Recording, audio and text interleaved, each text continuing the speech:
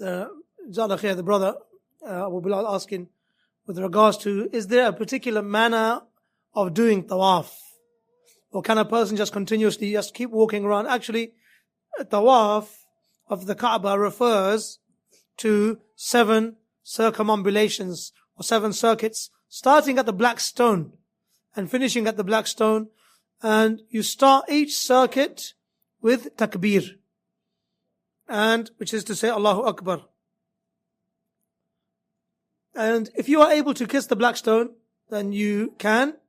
And if you're not able to kiss the black stone, then you can touch the black stone and kiss your hand.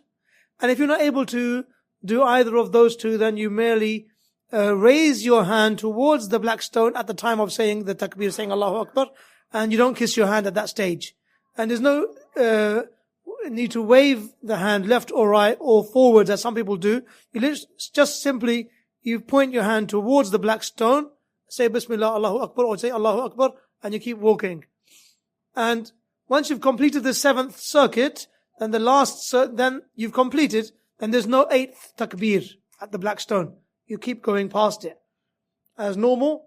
Once you've completed 7 circuits, then the Prophet ﷺ, he said that every tawaf has 2 rak'ahs which belong to it. So then you pray behind the Maqam Ibrahim if you're able to.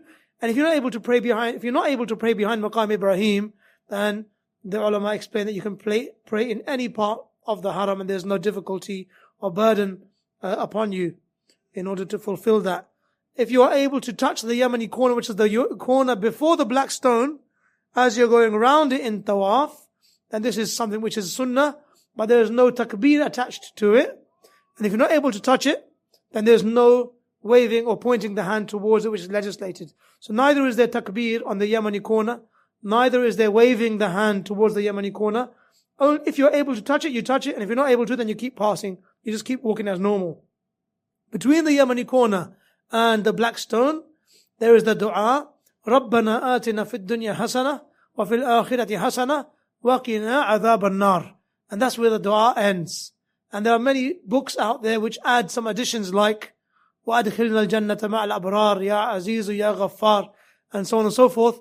And as the ulama have explained to us, that none of these additions are authentic. Rather, Rasulullah ﷺ would only say, رَبَّنَا آتِنَا فِي الدُّنْيا حَسَنَةً وَفِي الْآخِرَةِ حَسَنَةً وَقِنَا عَذَابَ النَّارِ.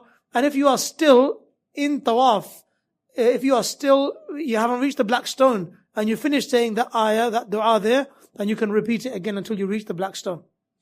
Apart from that, speaking during tawaf is permissible, but the best form of speech is remembrance of Allah subhanahu wa ta'ala. So a person avoids doing anything which is fruitless, anything which is wasteful. Definitely taking pictures while you're on the Kaaba, selfies or families or anything else. This is something which a person was testing his own sincerity with. What is the purpose, my dear brother, of you having a picture of you with the Kaaba behind you?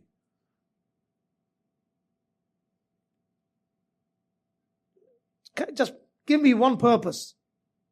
After hearing what we heard today, and this reminder that we had today about the importance of sincerity, just try to think of one good reason why a person would stand posing with in a hand of dua next to the Kaaba and someone's taking a picture of him.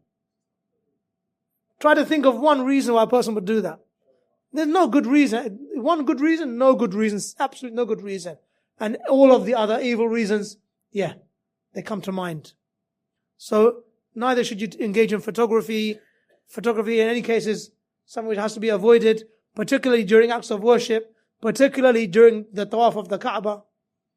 And engage in the remembrance of Allah subhanahu wa ta'ala while you are around the Kaaba. Some of the errors that we find during the tawaf are people, their phones are going off and their ringtones are musical.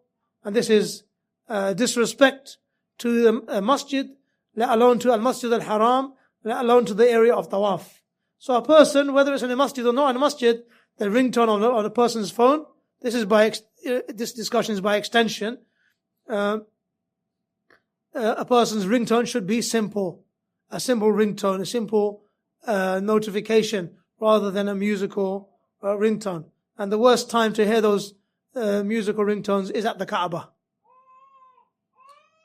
May Allah give us all tawfiq.